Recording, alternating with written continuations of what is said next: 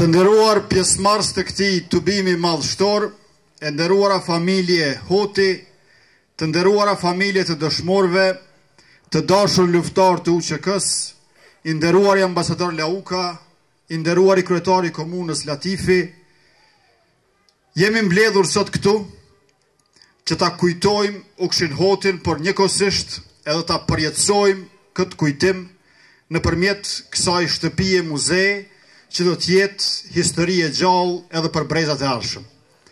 Ukshin Hoti është personaliteti më i shquar i teorisë politike dhe i veprimtarisë në kohën më të re të kombit shqiptar. Të gjithë i dim paradokset e Ukshin Hotit. Nga qenja në burg dolin rrugë. Nga pozitat e larta në sistem shkojnë burg për Republikën. Nga legaliteti kalojnë në ilegalitet. Nga Harvardi u kthyen krusht madhe. Në fakt, Ukshin Hoti s'është paradoksi, të tjerët janë paradoks. Ukshin Hoti kishte edhe dije, edhe guxim, edhe veprim.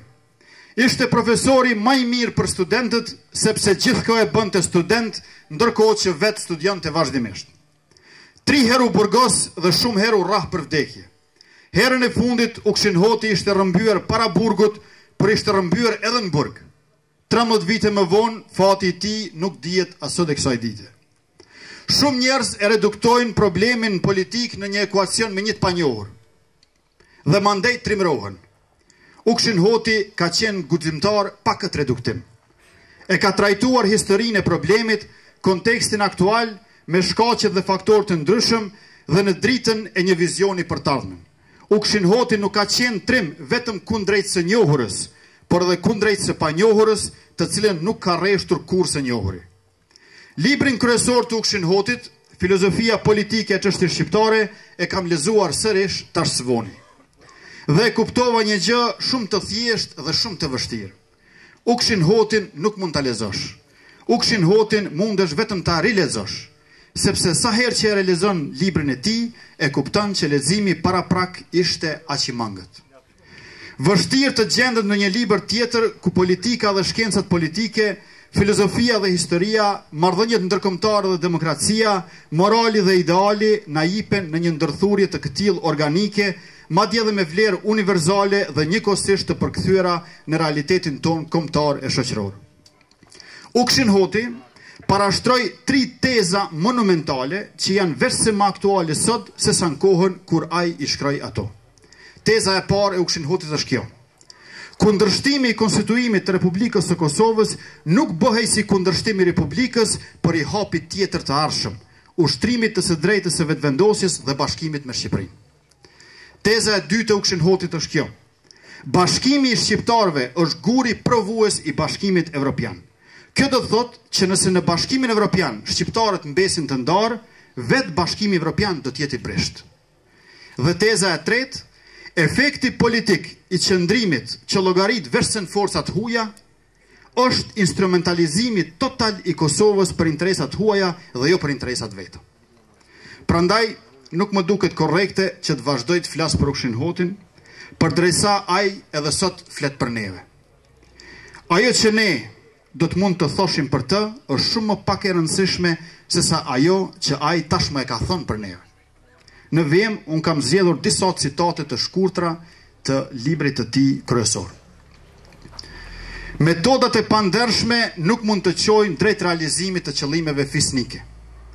Është e drejtë e secilit të zgjedh rrugën e tij, por jo në kurriz të tjetrit dhe as në kurriz të së vërtetës.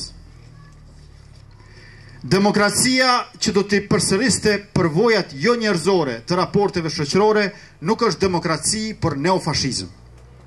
Serbët do të dëshironin të ruanin tokat e pushtuara në rrethana të tjera historike si minimum të dhënë për integrimin e tyre në Evropë me çmimin e provokimit të luftës në Ballkan.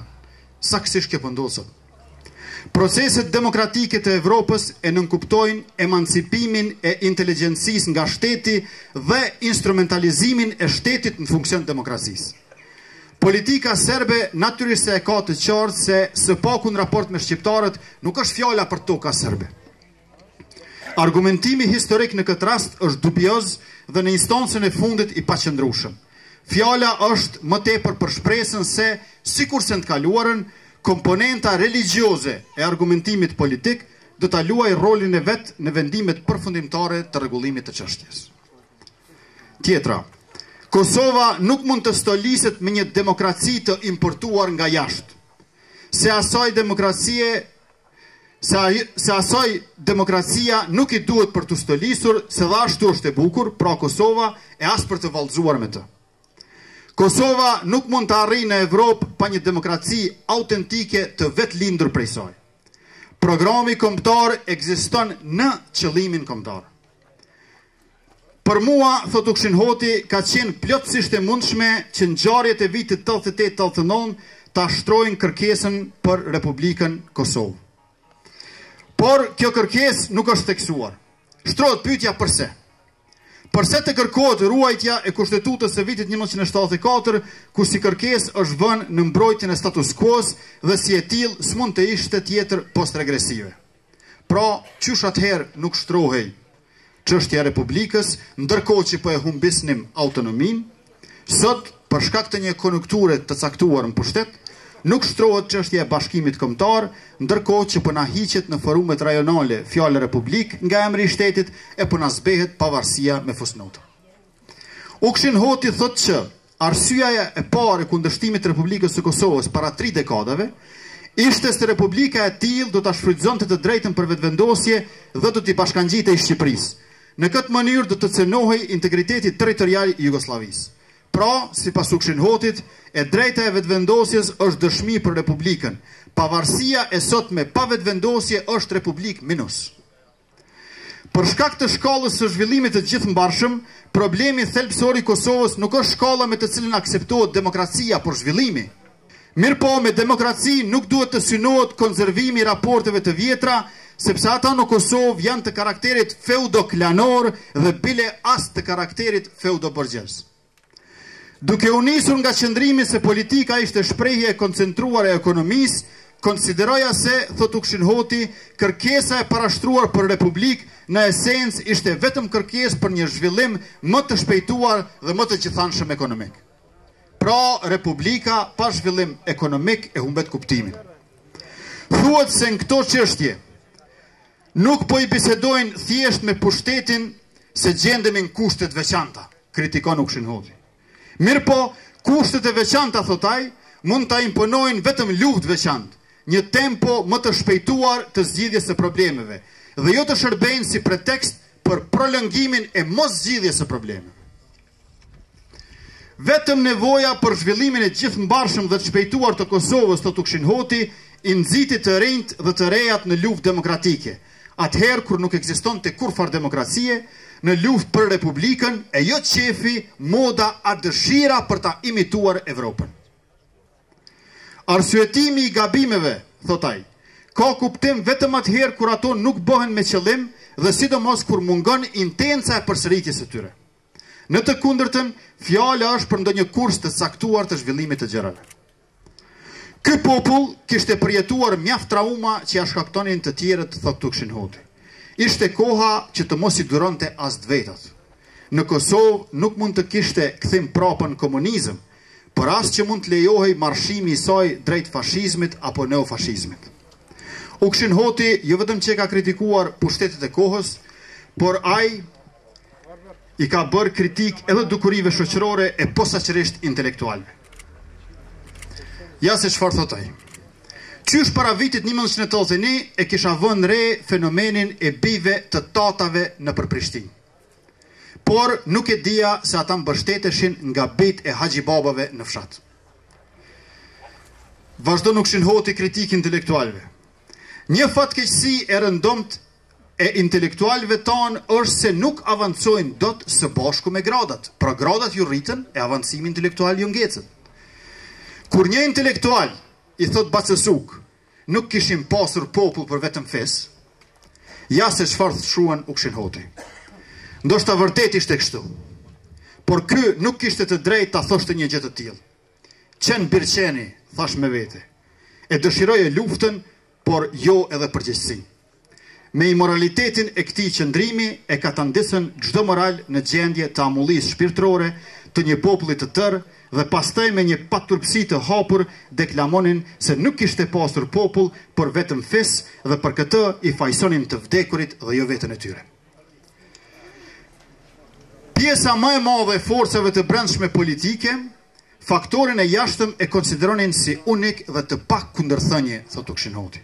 Andaj ishte natyrshme që në euforinë e krijuar nacionale, brenda tyre filloi lufta për pushtet dhe më pak për shtet, domethënë për republikë. Për dallim nga popujt e tjerë të Evropës, thot Ukshin Hoti, religioni të shqiptarët gjithmonë ka qenë mënyre mbijetesës dhe jo mënyre jetesës. Një qëllim fisnik, vazhdonai, nuk mund të realizohet me metoda makiavelliste të intrigave dhe shpifjeve. Bashkimin e Italisë nuk e solli mendimi politik i Machiavellit, por vetëm mendimi politik i Mancinit dhe lufta vetë mohuese e një morali teje të lartë të Garibaldit. Vetë fakti, thot Ukshin Hoti, se ka mundur të jemi burgosur për shkak të mundësisë së ndikimit tim në lëvizjet e gjithë mbarshme politike në këto hapësira, i përforcon dyshimet e mia të sipërpërmendura për mundësinë e zgjidhjes së çështjes shqiptare në bazë të përkatësisë së tij religjioze në kundërshtim me interesat e tij të vërteta nacionale. Një popull, thot Ukshini, që nuk i friksohet luftës mund të jetë vetëm i marrë, por frika e luftës kur njëherë asnjë popull nuk e ka penguar të luftoj për idealet e veta.